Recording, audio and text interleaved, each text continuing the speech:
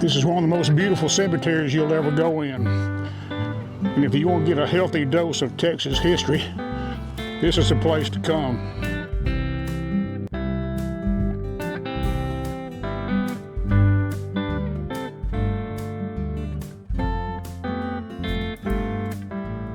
I'm on State Highway 165, Texas Highway State 165.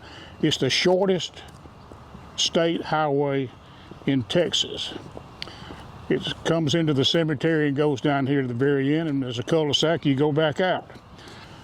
Yes, this is hallowed ground.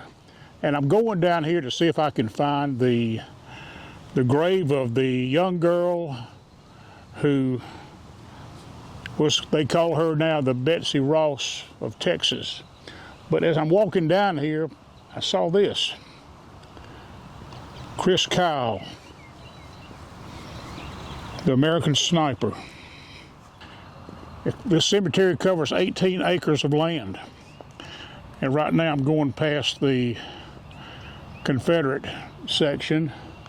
But there's so many people buried here that are that you'll recognize from the history books. Well, like I said, we're searching for the grave of the Betsy Ross of Texas. Her name was Joanna Troutman. She was an 18-year-old girl from Georgia.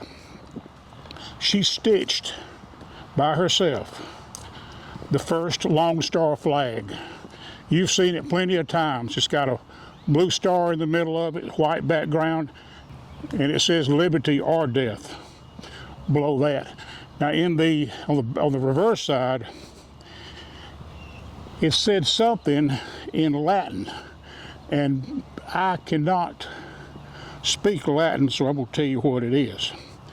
It means, where liberty dwells, there is our fatherland. Where liberty dwells, there is our fatherland. I think this is her right up here on the right, because she is the only female in this cemetery that has a monument of this statue. Well, this is her right here. Joanna Troutman, for the service she rendered to the cause of the Texas independence. I'm not going to read all this, you can zoom in, but she was quite the young lady. And at some point, the governor of Georgia agreed to have her body removed from Georgia to Texas to be buried in the state cemetery here. This flag, which they today call the Troutman flag, is named for its designer and maker, Joanna Troutman, the 18-year-old girl from Baldwin County, Georgia. She made the flag for the Georgia Battalion, a group of volunteers including Troutman's brothers and cousins, on their way from Macon, Georgia to assist Texas in the fight for independence against Mexico. When they passed through Knoxville, Georgia, and that's Georgia, not Tennessee, west of Macon, Joanna met them and presented the flag to Colonel William Ward on the steps of the Troutman Inn. The Georgia Battalion of Volunteers first flew the Troutman flag on January the 8th, 1836, in Velasco, Texas, which is now called Freeport. It is said the flag was accidentally damaged at that location, but continued its journey with the men to Goliad, where they joined Colonel James Fannin from Georgia and the Texas troops. On March 8th, 1836, Colonel Fannin raised the Troutman flag once again upon learning of the Texas Declaration of Independence. However, on March 27th, 1836, Fannin and almost all his troops, including the Georgians, were imprisoned and executed in the Goliad massacre. The tattered flag was never recovered, but it was not forgotten.